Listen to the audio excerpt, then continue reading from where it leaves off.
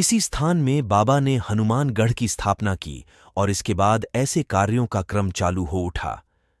आपने भूमियाधार, कैंची, काकड़ी घाट आदि स्थानों में मंदिर बनाए और साथ ही कानपुर, शिमला, लखनऊ, वृंदावन, दिल्ली आदि स्थानों में भी हनुमान मंदिर और आश्रम बनवाते रहे।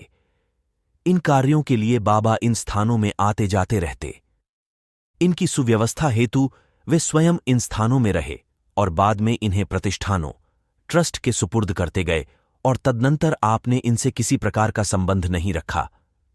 इन मंदिरों के निर्माण और व्यवस्था के लिए जब भी बाबा आते, हर समय उनका दरबार लगा रहता, जिसमें भांति भांति की अनेकानेक लीलाएं देखने में आती थीं।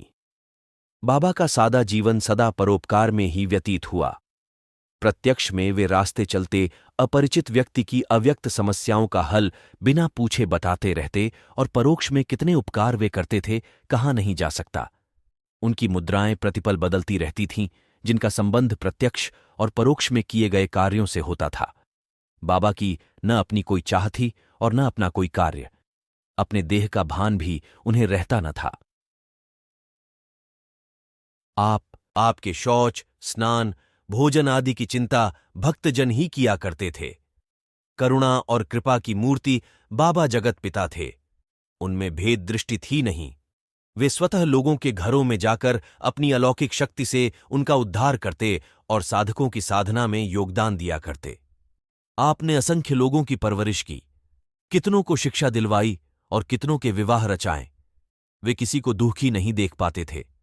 संतानहीनों की आशीर्वाद दे संतति सुख प्रदान करते और अवसर पड़ने पर मृत में भी प्राणों का संचार कर दिया करते। रोगों से छुटकारा दिलाने, दारिद्र्य के अपहरण और संकटों से बचाने में बाबा अद्भुत थे। इस प्रकार बाबा अपने व्यापक कार्यों में सदा लगे रहते। उनके समस्त कार्य कल्पनातीत रहे। बुद्धि उन्हें देखकर चकरा उठती और व्यक्ति अवाक रह जाता। असंभव उनके लिए कुछ भी न था। 11 सितंबर 1973 अनंत चौदस की रात्रि में 1:15 में अपनी पूर्व निर्धारित योजना के अनुसार बाबा ने भक्तगणों से दूर रामकुआं अस्पताल वृंदावन में स्वेच्छा से हृदय गति रोककर शरीर त्याग दिया। यही उनकी लीला ही कही जा सकती है, जिसका विशद वर्णन लीलामृत में प्रया और उसके बाद शीर्षक अध्याय में किया गया है। अब आगे की कथा कल के भाग में।